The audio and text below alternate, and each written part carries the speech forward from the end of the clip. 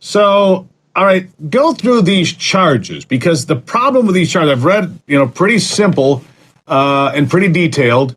These charges are a state of mind issue. And Bernard Kerik was sharing with the former president on the 5th of January that they had found more evidence of corruption in the elections, of election rigging, things that could not be trusted. And what the prosecutor, Jack Smith, is contending here is that Trump knew that what he was talking about and saying that the election was stolen was absolutely false, and Trump knew it was false. I don't think Donald Trump believed that at all, not then and not now. How do you prove these charges at all, Tristan?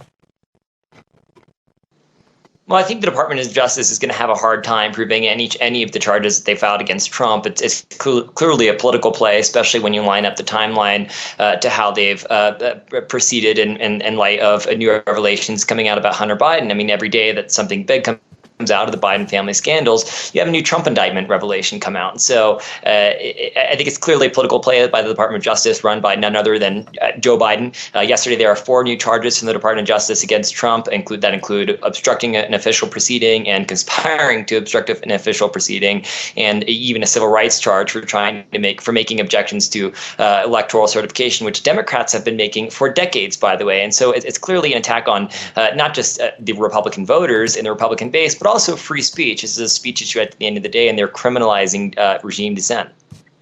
Well, it's the first time I've ever seen political speech criminalized in America, and that's what it is. You're exactly. This is not a crime. This is political conversation and speech. And Donald Trump didn't call for people to storm the Capitol. He said go there peacefully. We've all seen the tape. They're trying to rewrite history and tell people what to think. Not to mention all the videos we've seen of the doors being opened at the Capitol and everything else.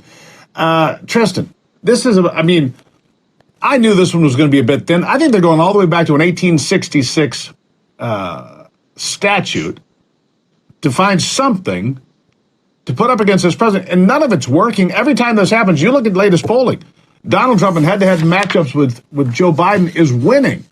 They're pushing Donald Trump towards the nomination and the White House by doing all of this, aren't they? Well, I think that's right. I think it's actually helping Trump more than hurting him. I mean, Trump's base has always been anti-establishment, and the harder that Trump's opponents come after him, the more his supporters are going to support him. I mean, he's got a 35-point lead in the polls. No other candidate's even coming close to that. Ron DeSantis' campaign is flailing. Of course, we still have a debate 3 weeks away.